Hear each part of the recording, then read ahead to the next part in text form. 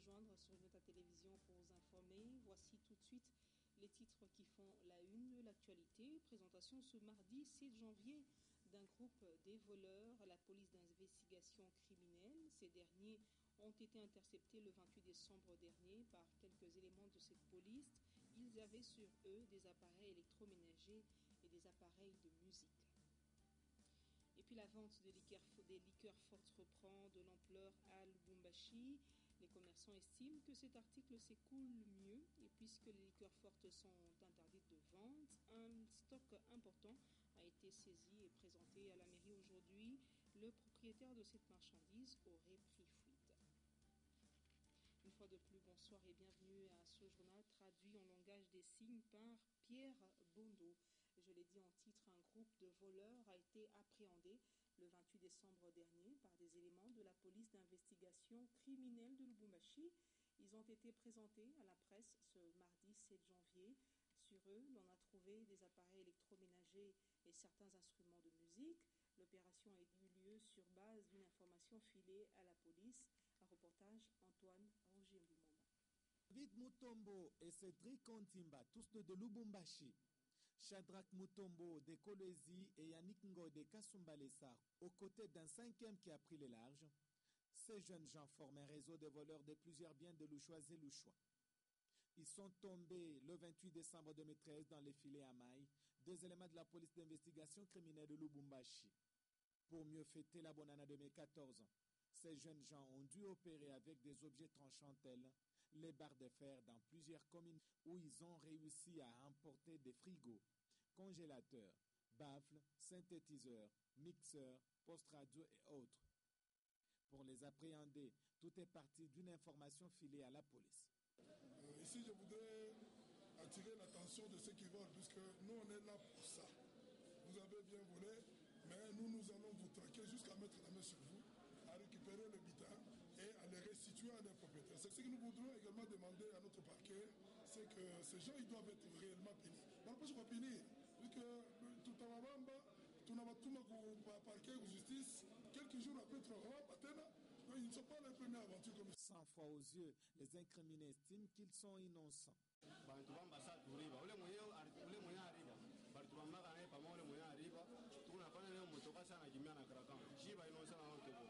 Les biens volés restent à la police d'investigation criminelle en attendant que leurs propriétaires se rendent à la pique pour les retraits. Ils ne veulent pas montrer là où ils ont volé. C'est ainsi que nous allons profiter de cette occasion pour que vous puissiez filmer tous ces biens. Chacun, là où il est, si il remarque qu'il y a un objet qui vient chez lui, il n'a qu'à nous se présenter pour qu'on puisse avoir encore l'occasion d'aller encore plus loin. Parce que là, il va nous expliquer dans quelles circonstances est-ce que ces histoires ont été volées. Difficile de déterminer s'ils sont voleurs à main armée ou pas. Néanmoins, avoir de près les barres de fer et autres armes blanches trouvées sur eux, il y a lieu d'insinuer qu'ils sont professionnels dans les vols. Et les députés provinciaux de Malemba-Nkulu et le directeur provincial de l'ICCN ont rencontré ce mardi le ministre provincial de l'Environnement, Dax Sompoy. C'était pour lui faire part de la présence des éléphants dans cette partie de la province, fuyant les inondations de leur aire protégée en cette période des fortes pluies. Le directeur provincial de l'ICCN a ajouté aussi que le braconnage bat son plein dans ce coin. On l'écoute, il est au micro de Diane Kassongo-Inuta. La question, c'était à propos du dossier éléphant, un dossier qui fait couler beaucoup d'encre au Katanga. 2007, nous avons organisé un refoulement, ce qu'on a dit peu de fonds. Ce refoulement, c'était dans le total du Bukama, précisément à Kilumbe, entre Kilumbe et Maboué. C'est là où les constructeurs sont partis avec les gars pour refouler les éléphants qui étaient dans ces contrées-là. S'il y a braconnage, il faut attraper quelqu'un dans le braconnage avec l'ivoire et la viande. Il y a braconnage, d'accord, on va citer les gens. Donc ici, nous demandons à ce que tout le monde nous aide pour connaître qui fait le braconnage. Voilà, nous avons discuté avec les gens en ville, on va mettre le mécanisme en marche pour qu'une enquête soit faite au niveau provincial. Par exemple, il y a eu beaucoup de points de voix qui ont été tués. Il faut qu'on retrouve où sont partis les points de voix. aussi à retrouver son devoir, parce que c'était son du patrimoine de l'État. Les informations qui nous parviennent, les éléphants sont en divagation. Nous ne savons pas le bien de contrôler les éléphants. Ils sont en dehors des protégés. Et la situation est telle que ce sont des gens en divagation. Quand un éléphant est blessé, il devient farouche et il commence à tuer. Les champs, il y a beaucoup de champs qui sont dévastés. Et vous savez, c'est toujours pendant cette période. C'est toujours fin décembre, janvier, février, que les éléphants quittent les marais où il y a beaucoup, sauf qu'il y a des inondations, ils quittent là où il y a beaucoup de l'eau. Maintenant, ils cherchent des terres fermes. Alors, cherchent des fermes où il y a des gens et des cultures. Voilà, ces contacts créent des conflits. Voilà, on va rester dans les couloirs du ministère de l'Environnement pour parler jeunesse. Le ministre Audax Sompo a échangé ce mardi 7 janvier avec les encadreurs des jeunes de la province du Katanga. C'était d'abord pour échanger les vœux en ce début de l'année 2004, prodiguer les conseils à cette jeunesse qui ne doit surtout pas se livrer à des actes de vandalisme et trouver ensemble un moyen pour encadrer davantage cette jeunesse du Katanga. Diane Kassono-Nyota nous en parle. Le mois de janvier étant le point de départ pour les nouveaux projets et même le moment de réajuster ceux en souffrance, voilà entre autres le mobile qui a poussé le ministre provincial de la jeunesse à échanger avec les encadreurs des jeunes et les responsables des différentes structures de la jeunesse du Katanga.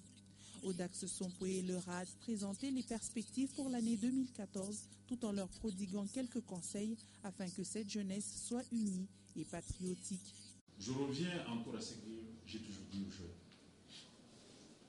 C'est vous qui avez la matière en fait.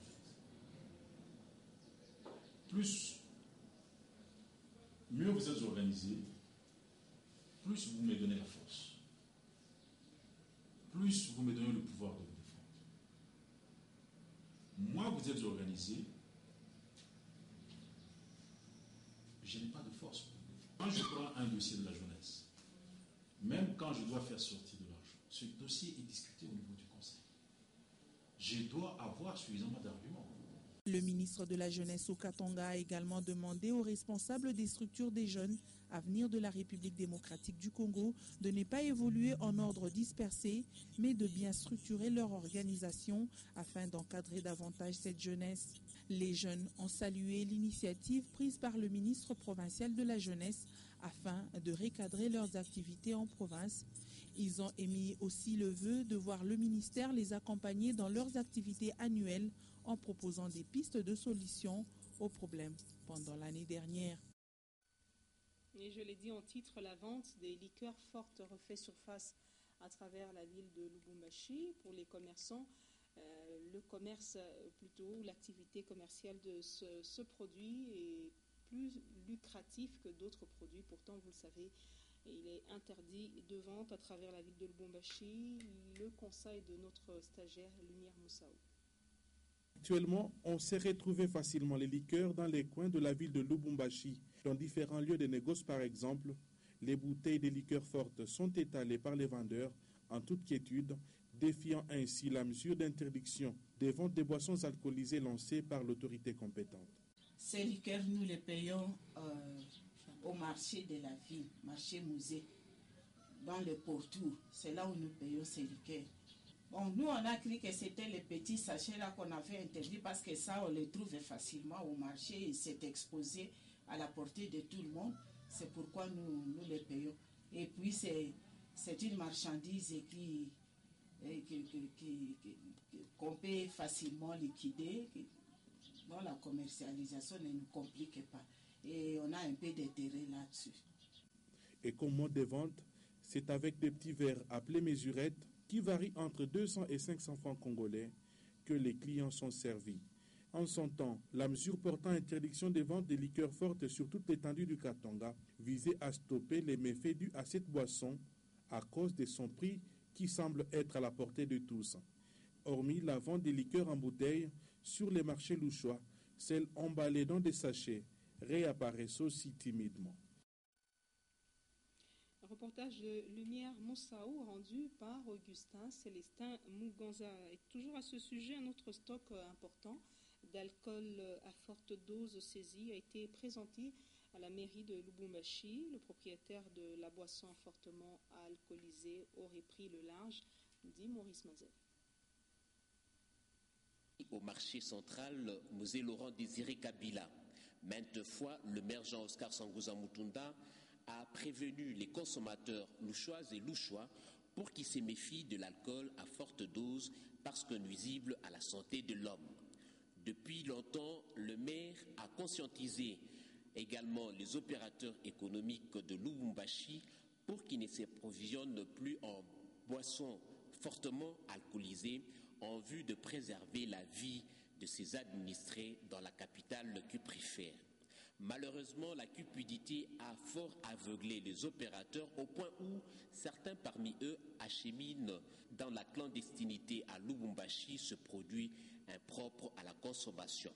Pour sa part, le maire Jean-Oscar Sangouza Mutunda signe et persiste qu'il ne ménagera aucun effort pour poursuivre la lutte contre la vente de produits impropres à la consommation. Il a recommandé aux administrateurs de marchés centraux pour qu'ils interdisent la vente d'alcool dans leurs lieux de négoce. Depuis que la mairie a amorcé la traque des réseaux qui écoulent clandestinement l'alcool à forte dose, un stock très important a été incinéré à ce jour. Et voilà, on va rester à la mairie de Lubumbashi pour dire que le maire Jean-Oscar Sangouza Mutunda a réuni les pasteurs des églises, les chefs des quartiers et les représentants des forces vives de la commune Roachi adhérant à la campagne de sensibilisation sur la protection du patrimoine public. L'autorité urbaine a fustigé la dérive de certaines sectes qui prêchent la violence au lieu de prêcher l'amour du prochain. Une fois de plus, un reportage de Maurice Mazel. En début d'année, lors de sa première sortie, le maire Jean-Oscar Sangouza Mutunda s'est rendu à la commune de la Roachi dans le but de sensibiliser tant soit peu les cadres de base, les notabilités et les pasteurs des églises au sujet des mesures récemment prises pour le maintien de la sécurité à Lubumbashi. D'entrée des jeux, l'autorité urbaine a présenté à ses proches collaborateurs les vœux de bonheur, de prospérité et de longévité dans leur entreprise au quotidien, et ce au nom du gouverneur de province, l'honorable Moïse Katumbi Chapwe. Jean-Oscar Sangouza Mutunda a abordé plusieurs sujets relatifs à la sécurité des personnes et de leurs biens, au respect des patrimoines de l'État, à la réglementation des églises dans les quartiers et au respect des lois en vigueur au pays. Jean-Oscar Sangouza Mutunda a demandé aux habitants de la commune de Roachi de s'organiser en tchembe-tchembe pour savoir qui vient et qui sort de leur quartier dans le souci d'empêcher les brigands et autres malfaiteurs d'accomplir leurs besognes. Aux églises, le maire a demandé à leurs représentants respectifs de fonctionner dans les normes et surtout d'éviter les tapages nocturnes et diurnes au moment du culte. En fin de compte, l'autorité urbaine a sensibilisé les habitants de la commune de Roachi pour qu'ils veillent sans cesse sur le patrimoine de la Société nationale d'électricité pour ne pas noyer les efforts du gouverneur de province, l'honorable Moïse Katumbi Chapwe, qui se soucie jour et nuit du bien-être social de tous les Louchois. Et pour finir, les engrais organiques et chimiques sont beaucoup utilisés par les agriculteurs en cette saison culturelle. La rédaction de Nyota Radio et Télévision a voulu en savoir un peu plus sur justement l'usage des engrais. Un spécialiste en la matière a laissé entendre que les engrais à forte dose peuvent augmenter l'acidité du sol. Edouard Kankuchitenge, reportage. Nous sommes en pleine saison culturelle et les agriculteurs se sont déjà occupés de leur plantation. Comme d'habitude, les cultivateurs ont toujours utilisé les engrais pour accroître leur production. Le professeur Basile, docteur et agronome de son état, pense que l'utilisation des engrais organiques et chimiques permet de retravailler la terre, mais peut toutefois augmenter l'acidité du sol. Ceci est son impact négatif. Mais ici, dans les cultures, nous pompons tout. Donc, il faut trouver un moyen de restituer ce que nous avons pompé.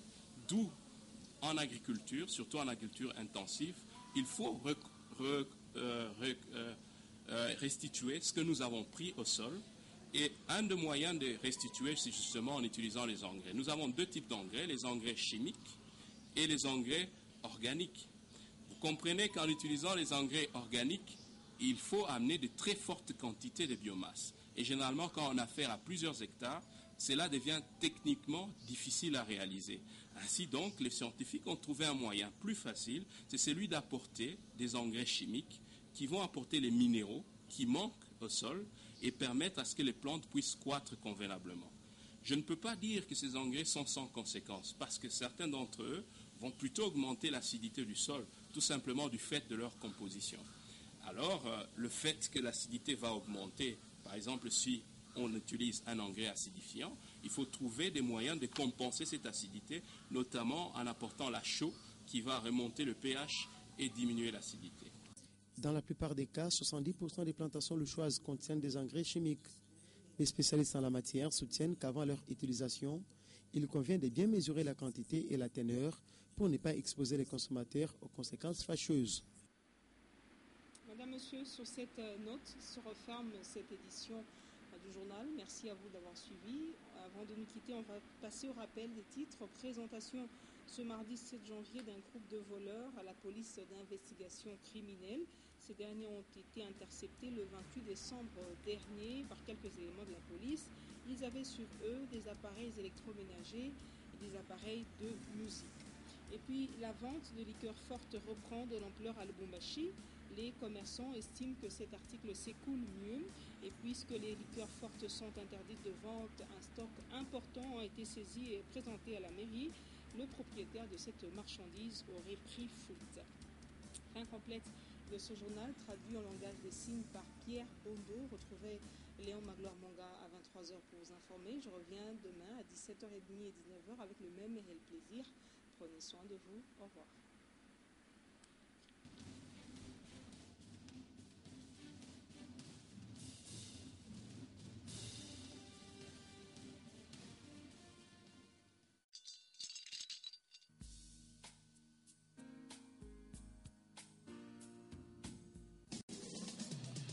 Programmation musicale, voice track, gestion publicitaire. Nyota FM. Et un support technique, c'est sur Nyota. Écoutez, c'est une nouveauté.